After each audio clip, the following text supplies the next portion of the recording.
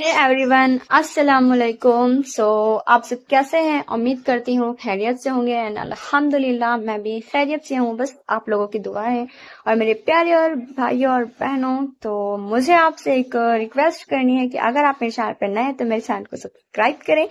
And मैं आज ही बहुत ज्यादा एक्साइटेड हूँ, तो मैंने सोचा कि आपके साथ शेयर की जाए अपनी खुशी, क्योंकि आप अपने हैं और फैमिली हैं। मेरा एक्साइटेड होने की वजह यह है कि ठीक है, बताने से पहले रिक्वेस्ट है कि मेरे चैनल को सब्सक्राइब कर लें। हमारे सीनियर्स का ना फेयरवेल है आज। मतलब कि जो 9th 10th या फिर 11th में पढ़ते हैं तो उन्हें पता होगा कि ये फेयरवेल होता क्या है। मोस्टली स्टूडेंट को नहीं पता होता है, बट पता होता है। ठीक है, तो 9th वाले पता होता है उन्हें, क्योंकि उन्होंने भी 10th वालों को फेयरवेल दिया होगा। और 10th वालों को इसलिए पता होता है क्योंकि उन्होंने फेयरवेल ले चुकी है। और 11th वालों को इसलिए पता होता है क्योंकि वो फेयरवेल लेकर अब फेयरवेल देने जा रहे हैं। तो फेयरवेल हम भी देने जा रहे थे अपने सीनियर्स की, यानी जो 12th में है। फिलहाल मैं 11th में पढ़ती हूँ, तो हमारे जो 12th के स्टूडेंट है, जो हमारे सीनियर हैं, अल्हम्दुलिल्लाह उन्होंने हमें बहुत कुछ सिखाया। टीचर्स के रिस्पेक्ट्स वगैरह, मतलब वो हमसे सीनियर है तो उन्हें हमसे बहुत ज्यादा मालूमात होगी। मुझे तो ये सोच सोच कर बड़ा ही अफसोस हो रहा था कि हमारे सीनियर्स जो हैं वो हमसे जुदा हो जाएंगे। मतलब कि उनका आज आखिरी दिन है, लास्ट दिन है। उसके बाद वो यादें, वो लम्हात सब एक याद बन के रहेगी। वो जगह, वो रेस जो हम मस्तियाँ किया करते थे, बस अब वो एक याद रहेगा। और वो लम्हा उन्हें भी याद आएगा, क्योंकि उन्हें कॉलेज छोड़ने के बाद भी तो याद रहेगा। और अब मैं बस यही सोच रही हूँ कि हमारे सीनियर्स के जाने के बाद हमारा क्या होगा। मतलब कि वो हमें सीनियर्स बना कर जा रहे हैं और हमारे आने वाले 11th बैच के हम सीनियर होंगे। लिटरली मुझे यकीन नहीं हो रहा है कि हम सीनियर बनने वाले हैं। इस बात की हमें खुशी है, लेकिन हमें इस बात का गम है कि हमारे सीनियर्स स्टूडेंट्स अब हमसे जुदा हो जाएंगे। तो अब हम जा रहे थे कॉलेज, क्योंकि हमें वहां पे अरेंजमेंट्स वगैरह करना है। और हमें 10th बजे बुलाया गया था, मतलब कि 10 बजे।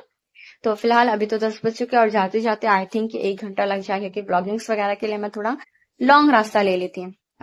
मतलब कि शॉर्टकट नहीं मारते हुए मैंने लॉन्ग किया, ताकि मैं आपको पूरी डिटेल्स में बता सकूं। तो ये रास्ता है जहां से मैं पिछली मरतबा भी शायद जा चुकी हूँ या फिर नहीं, बट ये रास्ता आ गया है बीच में। ठीक है, तो आप मुझे बताएं कि किस किस को पता था कि ये फेयरवेल होता क्या है। मोस्टली स्टूडेंट को पता होगा, बट जिन्हें नहीं पता तो आई थिंक कि उन्हें अब पता चल गया होगा इस वीडियो से। तो हम भी बस वही करने जा रहे थे, अपने फेयरवेल्स की तैयारी, यानी अपनी नहीं अपने सीनियर्स की। तो हम उनसे बहुत कुछ सीखते हैं और हमें उनकी रिस्पेक्ट भी करनी चाहिए, क्योंकि वो हमारे सीनियर्स हैं, हमसे बड़े हैं। फिलहाल मैं भी उनकी रिस्पेक्ट करती हूँ और हमें इस बात का बड़ा ही गम होगा कि हमारे जो सीनियर्स हैं वो हमसे जुदा हो गए। तो मैं बस मैं अपने कॉलेज में पहुंचने ही वाली हूँ, थोड़ा सी रास्ता रह गया है। मतलब इस रास्ते को जो स्ट्रेट लाइन की तरह जा रही, मैं इसे क्रॉस कर लूंगी तो हम पहुंच जाएंगे अपने कॉलेज में। और मैं वहां का नजारा आपको दिखाऊंगी कि वो कैसा है। मतलब कि हमने जो अरेंजमेंट्स किया है वो कैसा, और जो लोग हैं वो सब कैसा। तो फाइनली हम पहुंच चुके हैं अपने कॉलेजेस में, और यहाँ पर अरेंजमेंट हो। और मैं यहाँ थोड़ी सी व्लॉगिंग कर रही थी। मतलब कि ये हम 11th स्टैंडर्ड के हैं और वो साइड पर हैं, तो हमारे सीनियर्स हैं। और ये फाइनली हमने अरेंजमेंट्स किया है जैसा भी है, बट अल्हम्दुलिल्लाह बड़ी मेहनत से किया है।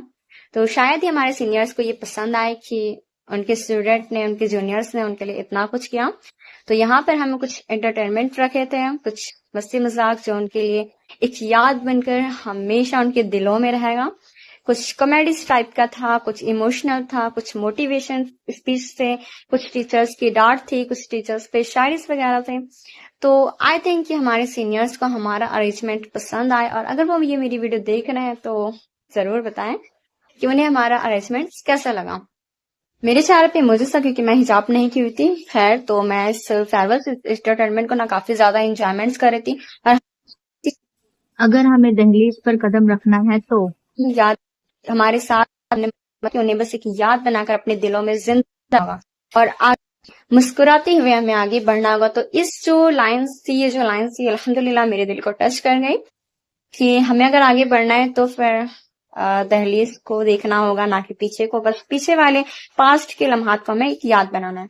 और ये हमारे सीनियर्स का एक लुक है जो मैंने बड़ी मुश्किल से लिया, और ये बड़े ही प्यारे दिख रहे थे रंग बिरंगे कपड़ों में। और वहां से जब हमारा एंटरटेनमेंट खत्म हुआ, फेयरवेल्स वगैरह, तो फिर मैं यहाँ सर्कस में आ गई थी। ये हमारा कैंटीन है जहाँ पे हम बैठकर खाना खाते हैं। तो मुझे वो करनी थी व्लॉगिंग, तो मैं हिजाब वगैरह कर ली थी, वरना इस सेंटर्स में हम हिजाब वगैरह नहीं लेते हैं। ये हमारे खेलने कूदने की जगह है, मतलब कि मौज मस्ती, खाना खाओ, जो भी है, सिर्फ 40 मिनट ही मिलता है इसके लिए। तो व्लॉगिंग कैसी थी मुझे कमेंट्स में जरूर बताएं, एंड आई होप आपको ये व्लॉगिंग पसंद आई होगी। तो मेरी अभी भी एक छोटी सी रिक्वेस्ट है कि अगर आप चैनल पर नए हैं तो मेरे चैनल को सब्सक्राइब कर लें, एंड पूरी व्लॉगिंग वॉच करने के लिए थैंक्स, एंड सपोर्ट करें। फिलहाल मुझे आपके सपोर्ट्स की बहुत जरूरत है। सो मिलते हैं नेक्स्ट व्लॉग में, तब तक के लिए अल्लाह हाफिज, जज़ाकल्लाह, दुआओं में याद रखना।